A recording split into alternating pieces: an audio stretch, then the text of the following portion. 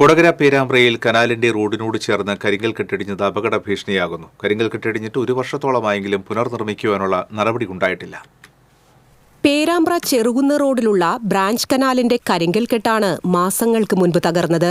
കനാലിന് മുകളിൽ കൂടി റോഡ് കടന്നുപോകുന്നതിനാൽ ഇവിടെ നിർമ്മിച്ചിട്ടുള്ള ഭൂഗർഭ ടണലിലൂടെയാണ് കനാൽ വെള്ളം റോഡിനപ്പുറത്തെത്തിക്കുന്നത്. ഇതിനായി റോഡിന്റെ ഇരുവശത്തും 6 അടിയോളം താഴ്ചയിൽ കുഴികൾ നിർമ്മിച്ചിട്ടുണ്ട്. കുഴികളിലേക്ക് യാത്രക്കാർ വീഴാതിരിക്കാനായി നിർമ്മിച്ചിട്ടുള്ള സുരക്ഷാ ഭിത്തിയുടെ കരിങ്കൽ കെട്ടാണ് മാസങ്ങളായി തകർന്നു കിടക്കുന്നത്. സ്കൂൾ ബസ്സുകളടക്കമുള്ള വാഹനങ്ങളും കാൽനടക്കാരും കടന്നുപോകുന്ന റോഡരികിലെ കരിങ്കൽ ഭിത്തി പുനർനിർമ്മിക്കണമെന്നാവശ്യപ്പെട്ട് പരാതി നൽകിയെങ്കിലും ഫണ്ടില്ലെന്നു പറഞ്ഞ് ഇറിഗേഷൻ അധികൃതർ കൈമലർത്തുകയാണെന്ന് പ്രദേശവാസിയും പൊതുപ്രവർത്തകനുമായ പുഷ്പാകരൻ തോട്ടുംപുറം പറഞ്ഞു. പൊളിഞ്ഞിട്ടൊരു 6-7 മാസം കഴിഞ്ഞു. നമ്മൾ ബന്ധപ്പെട്ട അധികാരികൾക്ക് പരാതി നൽകി.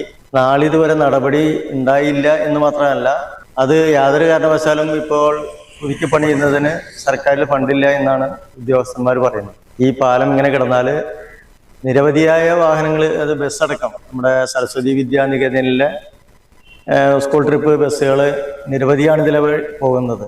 ആ വാഹനങ്ങൾ പോകുമ്പോൾ ഒരാൾക്ക് പോലും ഈ കനാൽ പാലത്തിൻ്റെ അടുത്തുകൂടി നടന്നു പോകുന്നതിനുള്ള വീതിയില്ല. അതുകൊണ്ട് അടിയന്തരമായിട്ട് ഈ പാലം പുനർനിർമ്മിക്കണം എന്നാണ് നമ്മുടെ ആവശ്യം. റോഡിന് വീതി കൂട്ടുന്ന തരത്തിൽ കരിങ്കൽ ഭിത്തി പുനർനിർമ്മിക്കണമെന്നാണ് നാട്ടുകാരുടെ ആവശ്യം. TCV news, Kodakara.